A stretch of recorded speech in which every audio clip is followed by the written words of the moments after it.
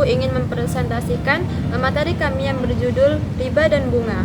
Perkenalkan, saya Nurul Haliko dengan NPM 2151040098 dan di sebelah kiri saya Resti Mutiara Widiani dengan NPM 2151040110.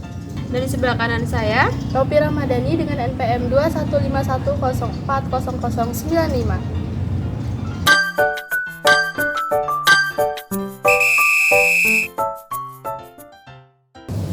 Yang pertama yaitu pengertian riba dan bunga. Riba adalah penambahan nilai atau bunga yang diperoleh lewat transaksi jual beli, tukar menukar barang atau pinjaman tanpa disertai imbalan. Bunga bank adalah sejumlah dana yang diberikan bank kepada nasabah atau nasabah kepada bank sebagai imbalan atas jasa suatu produk yang diperoleh. Yang kedua itu ada jenis-jenis riba. Yang pertama ada riba al-fadl. Riba jenis ini merupakan transaksi jual beli harta ribawi berupa emas, perak, dan bahan makanan yang disertai dengan sama jenisnya dan ada tambahan di salah satu barang yang dipertukarkan, adanya unsur melebihkan. Nah, maka dari itu riba ini tuh dikenal dengan nama riba al-fadl atau riba kelebihan. Contoh riba ini yaitu Ibu Budi membeli beras 1 kg dengan kualitas bagus, sementara Ibu Tini membeli beras jelek 2 kg. Nah, Bu Budi hendak membeli beras milik Ibu Tini untuk campuran pakan ternak, sementara itu Ibu Tini memerlukan beras bagus untuk konsumsi sehari-hari. Akhirnya terjadi transaksi antar keduanya. Bu Budi membawa beras berkualitas baik 1 kg dan Bu Tini membawa beras berkualitas jelek 2 kg. Nah, transaksi terjadi dengan menukarkan beras 1 kg dengan beras 2 kg. Transaksi tersebut termasuk riba karena ada kelebihan timbangan. Nah, maka dari itu transaksi seperti itu contoh di atas sebaiknya tidak dilakukan. Selanjutnya yang kedua yaitu ada riba aliyat. Riba aliyat itu adalah riba yang terjadi karena jual beli barang ribawi yang disertai dengan penundaan serah terima kedua barang yang ditukarkan atau penundaan terhadap penerimaan. Salah satunya unsur penundaan inilah yang membuat riba tersebut dikenal dengan nama riba aliyat atau riba kontan. Contohnya itu seseorang hendak menukarkan 1 kg beras dengan 4 kg jagung. Nah, ketetapan tersebut terjadi karena pada saat itu harga 1 kg beras sama dengan 4 kg jagung. Namun pada saat transaksi salah satu di antaranya, kedua orang tersebut tidak segera menyerahkan jagung yang dimiliki. Kegiatan tersebut menjadi riba karena bisa jadi harga 1 kg beras kemudian hari tidak sama dengan yang ketiga yaitu riba al-nasa. Riba al-nasa adalah riba akibat jual beli barang ribawi karena adanya tempo. Yang dimaksud tempo yaitu tempo pembayaran barang yang sudah dibeli. Nah, contoh riba jenis nasa ini seseorang meminjam 1 kilo gandum dalam jangka waktu tertentu. Apabila saat pembayaran tiba, pihak yang mempunyai utang tidak dapat membayarnya, maka ia harus menambah menjadi 1,5 kg. Baik, selanjutnya yaitu sejarah dan pelanggaran riba. Riba adalah istilah dalam bahasa Arab yang secara umum mengacu pada praktik bunga atau keuntungan yang dihasilkan dari peminjaman uang dalam konteks keuangan Islam. Praktik ini dianggap tidak sesuai dengan prinsip-prinsip Islam karena dianggap sebagai bentuk eksploitasi dan ketidakadilan. Sejarah riba ini dalam konteks Islam dapat ditelusuri kembali ke masa pra-Islam di Arabia. Pada zaman itu, praktik riba umum terjadi di antara suku-suku dan pedagang.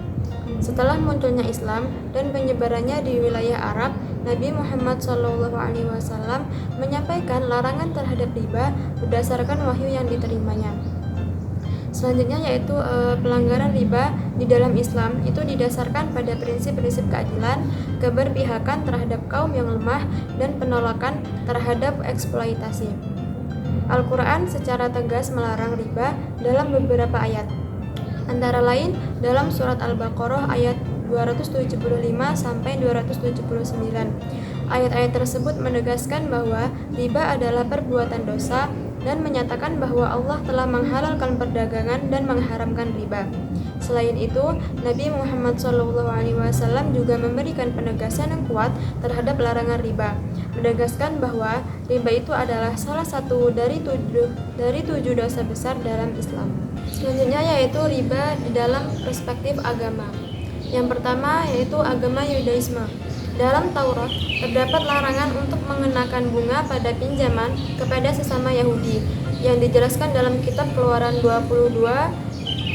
Dalam kitab Imamat 25 ayat 36 prinsipnya serupa dengan Islam, menekankan pentingnya menolak praktik eksploitasi dan menunjukkan kebaikan kepada sesama. Yang kedua yaitu kekristenan. Meskipun tidak ada larangan langsung terhadap riba dalam Perjanjian Baru, ajaran moral Kristiani menekankan pentingnya keadilan, belas kasihan dan menghindari eksploitasi terhadap orang lain. Kristiani percaya bahwa kita harus berbuat baik kepada sesama tanpa mengharapkan imbalan yang berlebihan. Yang ketiga yaitu Hinduisme. Dalam Hinduisme terdapat prinsip-prinsip seperti dharma atau keadilan dan ahimsa atau tidak berbuat jahat. Meskipun tidak ada larangan spesifik terhadap riba dalam teks-teks suci Hindu, prinsip-prinsip ini dapat diinterpretasikan sebagai menentang praktik eksploitasi dan ketidakadilan dalam transaksi keuangan. Yang keempat yaitu Buddhisme. Dalam ajaran Buddha, prinsip kesejahteraan bersama dan penghindaran penderitaan orang lain adalah penting. Meskipun tidak ada larangan langsung terhadap riba di dalam ajaran Buddha, prinsip-prinsip etika Buddha ini menekankan pentingnya berperilaku dengan belas kasihan dan menghindari penderitaan yang tidak perlu. Selanjutnya itu ada dampak praktik riba. Praktik riba atau penambahan, perkembangan, peningkatan dan pembesaran harta atas pinjaman pokok yang diterima memiliki dampak buruk yang berpengaruh di tengah-tengah masyarakat. Tidak hanya dalam kehidupan ekonomi, tetapi juga dalam seluruh aspek kehidupan manusia. Riba dapat menimbulkan ketidakadilan distribusi kekayaan serta kesenjangan sosial yang dapat menyebabkan terjadinya berbagai kerawanan. Baik, yang terakhir itu ada pendapat ulama tentang riba dan bunga. Ulama berpendapat bunga bank dapat termasuk atau tidak termasuk riba berdasarkan perspektif hukumnya. Berdasarkan fatwa MUI nomor 1 tahun 2004, bunga bank dikategorikan sebagai riba karena ia adalah tambahan tanpa imbalan yang terjadi karena penangguhan dalam pembayaran yang diperjanjikan sebelumnya. Ulama berpendapat bunga bank adalah riba, termasuk Muhammad Abu Zahra yang mengatakan bunga bank adalah riba masih. Tetapi ada ulama yang berpendapat bunga bank hukumnya boleh dan tidak termasuk riba. Contohnya Syekh Ali Jum'ah, Muhammad Abdul, Muhammad Syahid Tantawi, dan Mahmud Syaltut yang berpendapat bunga bank hukumnya boleh dan tidak termasuk riba. Ulama yang berpendapat bunga bank hukumnya boleh menganggapnya berbeda dengan riba, mengutuknya sebagai imbalan yang diberikan bank kepada nasabah atas dana yang disimpan di bank tersebut. Pemberian bunga bank didasarkan pada persentase tertentu dari pokok simpanan dan jangka waktu simpanan atau tingkat bunga yang dikenakan. Bila ada kesalahan dan kepada Allah kami mohon ampun. Terima kasih. Bye-bye.